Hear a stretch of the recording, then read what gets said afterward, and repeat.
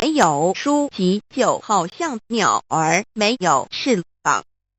莎士比亚白糖上面浇蜂蜜，蜂蜜上面盖白糖。莎士比亚心灵的伟大表现的并不明显，因为莎士比亚尿泡虽大无精长，平驼虽小压千斤。莎士比亚有德的妇人，即使容貌丑陋，也是家庭的装饰。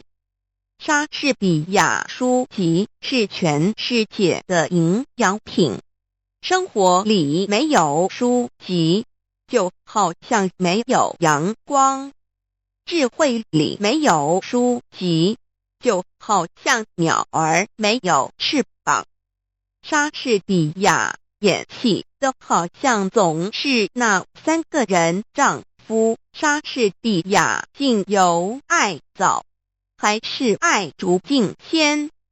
莎士比亚勇气是在磨练中生长的。莎士比亚爱和碳相同，烧起来得设法叫它冷却，让它任意着，那他就要把一颗心烧焦。莎士比亚理智可以制定法律来约束感情，可是热情激动起来，就会把冷酷的法令灭弃不顾。年轻人是一头